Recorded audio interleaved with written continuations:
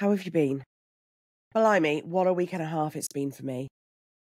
If you listened to last week's episode, you will know that I was not very well. I have been so not well for a week and a half now. It's been this horrible mix of head cold, chest infection, bad throat, sore throat, mainly from the coughing, I think. But my head's just been all full of stuff. And you know what it's like. You can't function then, right? You can't think straight, can't do anything. So I haven't worked for a week and a half, but I feel a bit better today. I feel a bit better. So hopefully it's on its way out. That'd be nice, right? Yeah, so that's been my week and a half. So nothing exciting has happened that I can talk to you about. Nothing. Nothing exciting. Oh, except I did go live in the Facebook group. And I was talking about something new that I'm launching. It's very exciting. It is a body positive photo shoot experience. It is going to be amazing. It is going to be, well, I won't go into all the details. So if you want to know more about it, go and watch the live in the Facebook group. I'll release some details properly in the next couple of weeks. But if you want to know the details before then, go into the Facebook group and watch the recording of the live. It's going to be so exciting. We're going to have a photo shoot. It's going to be plus size. It's going to be body positive. It's going to be in a really beautiful house. You're going to be wined and dined for the day. You're going to be pampered. You're going to have these beautiful photos taken. And it's just going to be brilliant. So if you want to know more before I release it officially, and you want to get on the wait list for the information, then go into the Facebook group and watch the live. My throat is struggling because of the illness that I have been suffering with. So apologies if it gets a bit croaky, but I'll do my best to still talk to you. That's it. I've got nothing else from these last week and a half that I can talk to you about. So I may as well just get on with it, right? There is always some sort of reason to lose weight, isn't there? It's New Year, or it's spring, and you've got the change of wardrobe coming out. It's summer, and you're getting ready for your beach body, the old beach body diet. Or maybe you're getting ready for Christmas, and then off we go again. It's January. It's peak diet pressure season. Ads are all over the TV. Leaflets coming through the door. Diet clubs everywhere. Maybe even the celebs you've thought have been upholding the body positive message seem to be slipping away from it. Lizzo, I'm looking at you. I know, have you seen that? Lizzo seems to be losing weight. What's that all about? What is that all about? I haven't looked into it because, weight is one of those things that it's not really of our concern. But when there's a celebrity that you've been following, that you think upholds that body positive message, it can be a bit disappointing sometimes to see that they're losing weight. Maybe she's losing weight intentionally. Maybe she's not. Who knows? But it can make your faith in the message wobble a little bit, can't it, when it's like that? And here you are working on your positive mindset. Here you are trying to do intuitive eating because you know it's the best thing for you. To become more body positive, to appreciate yourself more for who you are without needing to lose weight, right? But it's so hard. So hard. The pressure is big and you feel it. And you feel that pressure throughout the year. But right now, it seems like all your friends, all your families, your colleagues, everybody around you is just adding to that pressure, right? Every woman and their dog is on some kind of New Year health kick. And they're losing weight. They are doing really well. And you might not realise it, but actually you'll be feeling the pressure more when it's people around you, when it's people close to you, and when they're having these results. Because of a thing called the halo effect. It's a phenomenon that occurs when people take action because of somebody else's actions. And studies show that this applies to weight loss. And it could be for a lot of reasons, really. It could be motivation. It could be because you want the same things. It could be a confidence thing. It could be because you're seeing new methods and you're learning, trying to take them on board. So whatever it is for you, it's no wonder that it feels tough right now and you're feeling the pressure right now. So let's put all of this into context. Let's take back the power. Let's come back to the progress you've made with your mindset around all of this. Let's have a think about what it actually really means. For starters, when we say people are doing really well, what does that actually really mean? When we think people doing well in terms of dieting and weight loss, we usually think of things like big weight loss, fast weight loss, willpower around food, sticking to a new exercise plan, looking happier in themselves, looking healthier, that glow, buying new clothes and shouting from the rooftops about their changes in dress sizes.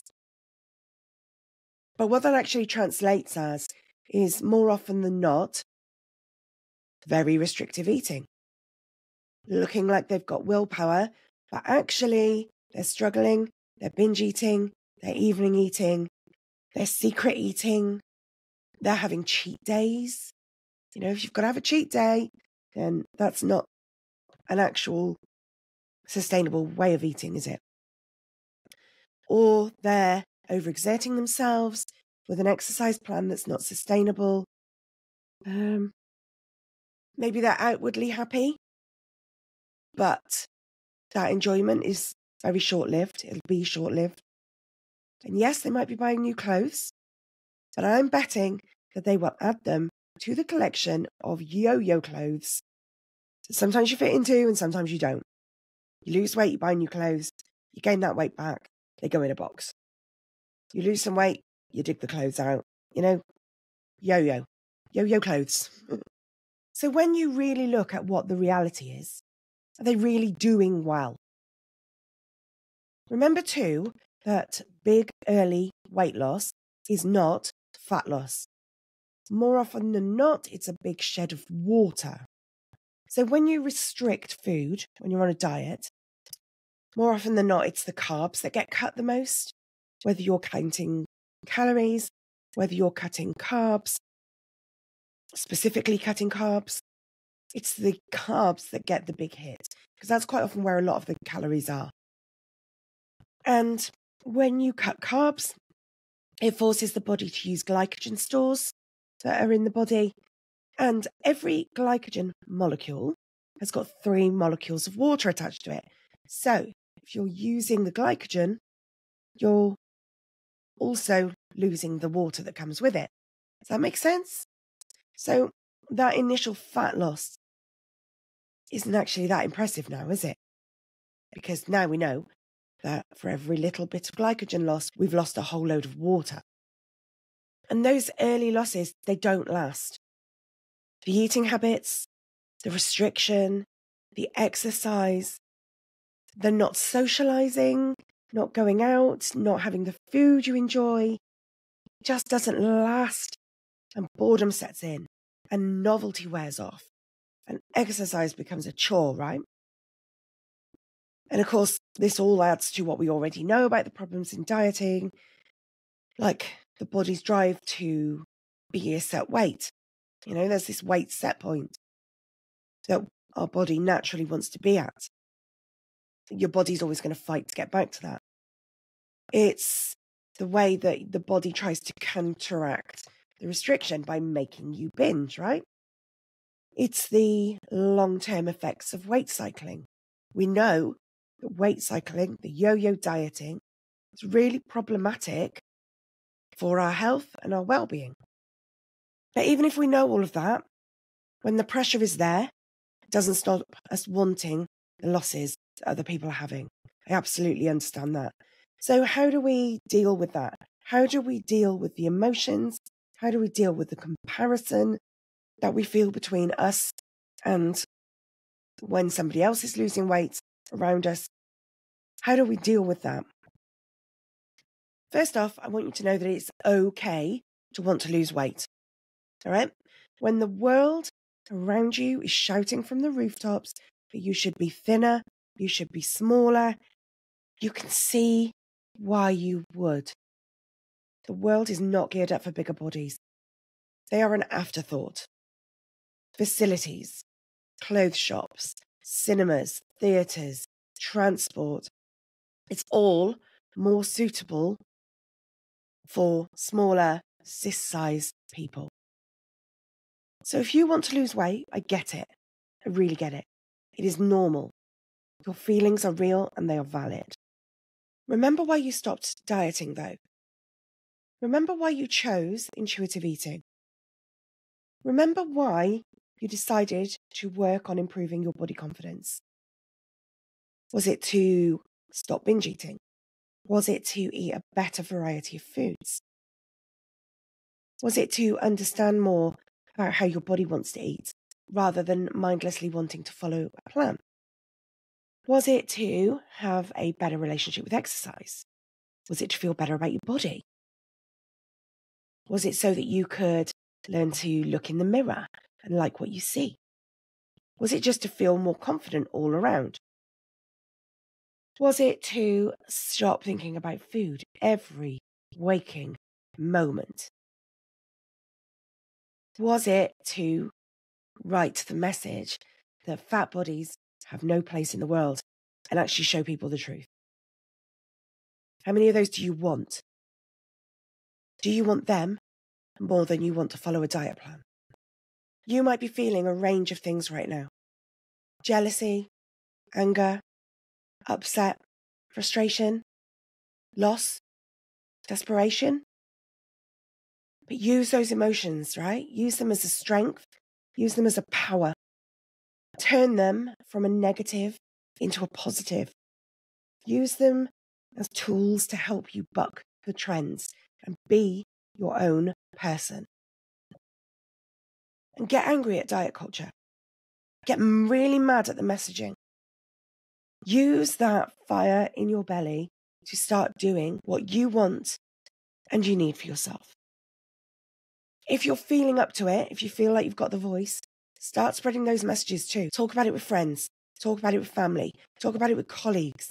Talk about it on social media. People talk about their diets all the time. It's so boring. So boring, right? So change the conversation. Change it into something much more interesting. Set boundaries with what is and isn't acceptable to talk about around you. Protect your progress. Protect your mindset. If people are talking about their eating habits and it's triggering you, ask them not to. Or remove yourself from the conversation. If people are talking about how much better it is now that they're thinner and it's upsetting you, ask them not to. And even if it isn't upsetting you, you can let them know some truths, right? Start educating them. One person today, one person learning a bit today, one person the next day, one person the next day, and before you know it, the world's views are changing, right? Let's start a revolution. Let's get everybody talking about intuitive eating and not dieting. Find a place where you can express your feelings. It's really good to find people that you can share your emotions with, get support from, and build an alliance with. My Facebook group, really great place to do that. Come and join the people in there who get it. And if you want a more close-knit community and my support, why not join my group coaching membership, Eat From Within? Celebrate your wins. Celebrate all of them, no matter how small, because they're important. When you're on a diet, you can celebrate weight loss, the inches that you lose, the clothes sizes you drop, that sort of thing. And it can be really hard to know what to celebrate when you don't have a diet plan and you don't have the typical diet-related results, shall we say? But I have some ideas on what you can celebrate instead. So I have another episode on this. Go and look it up. There's lots of information there about the things that you can celebrate as an intuitive eater, as somebody who's body confident. There's loads of ideas there. So go look that episode up. Take a look and then come back to me. Tell me what you're celebrating. Maintain your own good body image and your beliefs around food. Follow body positive social media. Talk with like-minded friends. Read blogs and articles that are size inclusive. Make it a daily practice to have some kind of affirmation of your body, appreciation for your body, a reminder daily that you are doing what's right for you, your mental health, your physical health, all of that.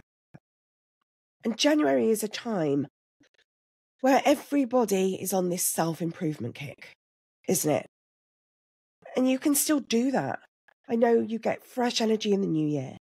You get fresh motivation. And you can use that. But you can do it in a different way. So start to learn more about yourself. Get really interested. Really dig into why your thoughts are there. What you're thinking. What your beliefs are. Why you have them. What they mean. You know, are they thoughts that have been given to you by other people? Are there things you've grown up believing and thinking? Are they thoughts that you've learned from people at diet clubs? Are they beliefs that have been given to you by people around you? Are they beliefs that have been given to you by the world around you? Are they your thoughts? Are they somebody else's thoughts? Really start thinking about that, and you can start to question things. Get really interested, super critical about these things, and ask questions about why you think these things. And ask, do they help you or hinder you? If they help you, you can keep them. If they hinder you, you can change them.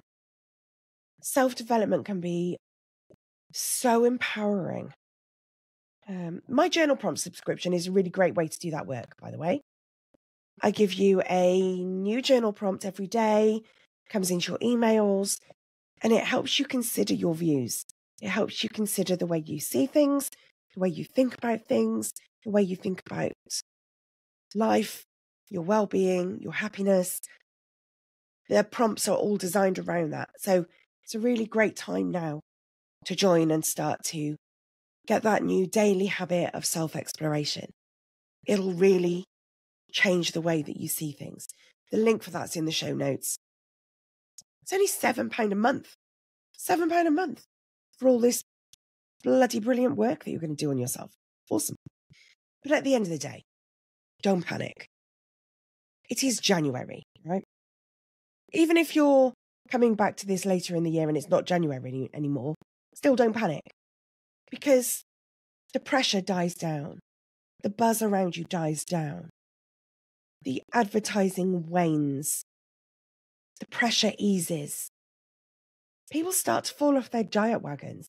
It doesn't matter what time of year somebody starts a diet, the initial novelty is short-lived. And there are people who do die hard, lifelong dieting, of course there are. But there's also a lot of failures in dieting. And by failures, I don't mean the person has failed. I mean the diet has failed the person. The diet has really done the person a misjustice. The diet is not sustainable. The diet is damaging. The diet creates these unreal expectations that we have for ourselves.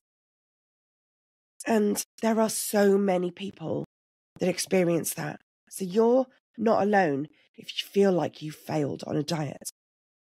The diet has failed you, not the other way around. So yes, there might be people who stay on diets forever and a day. Do you want to be that person? Do you want to be the person still sat in a diet club 30 years later, sat at the back of the room having a cuppa with your mates because it's a bit of a social? And you've really not lost weight since the start because you've gained a bit and lost a bit, that sort of thing. All that goes by the wayside because nobody there is achieving what they intended to achieve when they started that club. And I know you're going to say that there are people go to diet clubs who do really well. They lose a lot of weight and they keep it off. Now, a lot of those people will keep it off because they're on some kind of maintenance plan with their diet club. And that means that what they're having to do is spend their entire life on a diet to stay at that weight, to stay at that size. Again, they might be finding it sustainable, but do you want to be that person? Do you want to be the person that lives their whole life having achieved this arbitrary goal figure on the scales, but you've got to live in restriction to stay there? I don't want to be that person. Sounds like a life of misery to me. That's why I quit. And even the people who come off their diets and manage to keep that weight loss off, they're very few and far between. Very few and far between. I'm willing to bet that most people who have stopped a diet club that you know will have regained a lot of weight. There are people everywhere that are in that situation. I quite often see people that I went to diet clubs with. They've regained the weight. There's a lot of people on the TV that have been celebrated in the past for big weight loss. They've put it all back on. I can think of a few instantly. I'm not going to name names because we're not doing body comparison things. But the reality is that where there is one person that may have lost weight and kept it off, there are many, many, many more that have not. So don't put all the focus onto the people that are the 1 in a million, you know. So this pressure will ease. People will start to fall off these wagons. While meanwhile, you're all good because you didn't get on a wagon to fall off it. You were just continuing your intuitive eating journey, continuing your body confidence journey, living stress-free, around food at least. Don't think we can ever escape the stress in our lives, can we? But, you know, you've taken the pressure of the food stress away and you're enjoying everything that this body positive attitude to life has to offer. Because it's good, right? When you've got this body positive attitude, you just go out and you do things. And you have experiences. And you advocate for yourself. And you put things in place so that you can go and do the things that you want to do. So, not having that wagon to fall off is awesome. Having this body positive approach to life is awesome. It's such a good place to be, right? And I'd really love to support you. Whether that's in the free Facebook group, whether that's in the group coaching membership. I love the group, by the way. You should really join. The women in there are amazing. I know I'm bigging it up because it's my group, but it's lovely. It's such a lovely place to be. So yeah, whether you're in the free Facebook group, whether you're in Eat From Within, whether you're having personal coaching with me, I'm here for you. There's lots of ways I can support you. So let's do things differently this year, right? I want to support you. I want to celebrate you. And I want to support you in this new year motivation. How does that sound? So now, that initial question that we asked about why everybody else is losing weight around you and how to deal with that, I hope that's a bit clearer now. Because I don't care that everybody else around is losing weight. It means nothing. It really means nothing. It means nothing to me in my life. Happier in the body I'm in, with the stress-free relationship with food that I have, and just living my life without being all consumed by it. Let me know what you think.